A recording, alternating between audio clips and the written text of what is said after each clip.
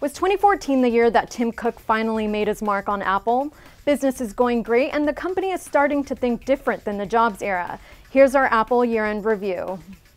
The big product of the year was the iPhone 6, sporting a new look and feel on both the inside and outside. They are without a doubt the best iPhones we've ever done. iOS got a major refresh, its first since 2007, and Apple finally answered the demands of consumers with the large screen model, something that Steve Jobs had always been said to be against. The phone went down well with consumers.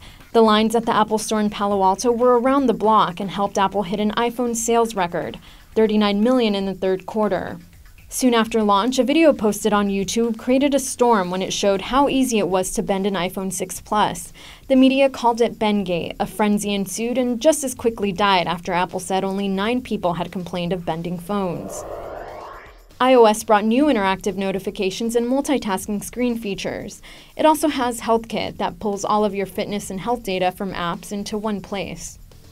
The launch of iOS 8 wasn't quite as smooth at first. Apple's first update to correct a number of bugs was quickly pulled after customers reported problems connecting to a cell network and using Touch ID.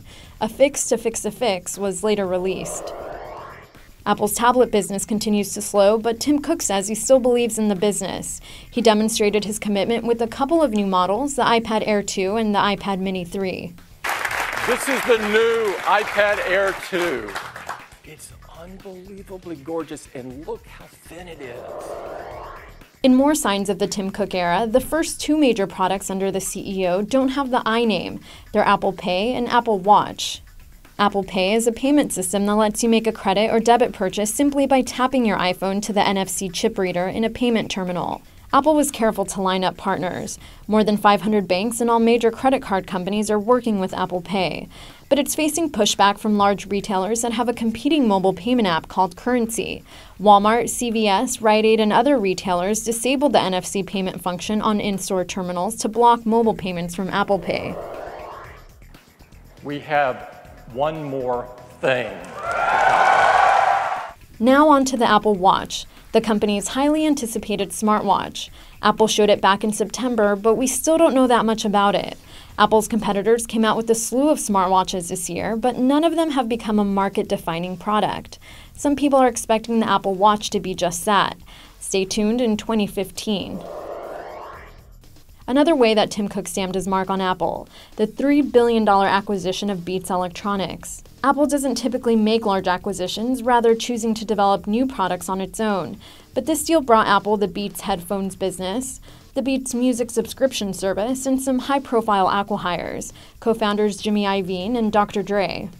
Hey, it's Craig Federighi here. Hey, how you doing? This is Dre. Apple found itself briefly in the scandal spotlight when nude photos of celebrities were leaked online. Hackers got access to naked images of actresses and models, including movie star Jennifer Lawrence, that were stored in Apple's iCloud. Apple said the leaked photos were not because of a breach in any of its cloud systems, but rather a targeted attack on usernames, passwords, and security questions. Still, after the incident, Apple beefed up its iCloud security. After seeing all of the new products this year, it was time to say goodbye to one. The iPod Classic, launched in 2001, is no more.